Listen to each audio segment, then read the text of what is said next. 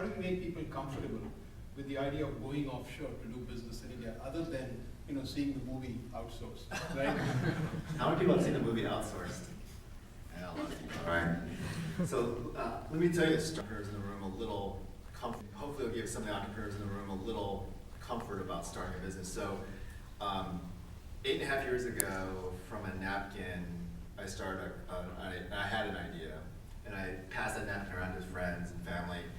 And from that napkin, it was an interesting concept. And the concept was to take people in India to listen to recorded calls from the US and to improve US agents.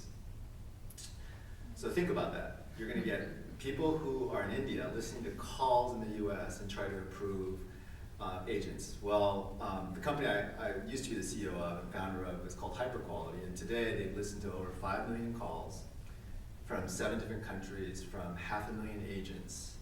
And they actually work for Fortune 100 companies, improving agents worldwide.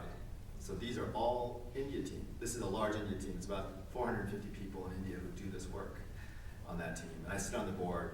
So the idea that you have to make someone comfortable in India is pretty interesting, right? So how do you get someone from India who everyone complains about outsource centers with horrible accents? How can you listen to calls? I had that question today. And so the idea behind it is just very simple. You have to have an idea that you're passionate about. B, you have to have an idea that's not just me too, right? Not a day goes by as the CEO of Spoken where I get an email or a call saying I'm an Indian offshore guy who can do some work.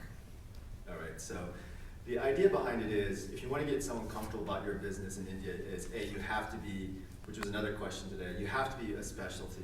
You have to be in a niche. You have to be something that's going to bring some value to a company. I actually worked for Disney, and I was actually part of a team that was one of the first people from Disney to look at India in their late 90s. And that got my brain thinking about what I could do. So think about this.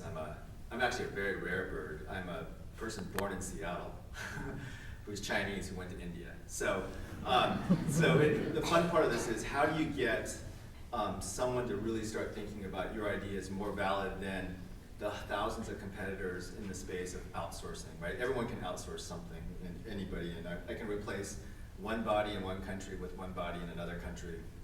And so the key thing is you have to take your idea and you have to wrap some technology around it. We do have a lot of technology around HyperQuality. And then you have to wrap a kind of the secret sauce, which is our QA process, right? And if you could do that, you can actually get a funding.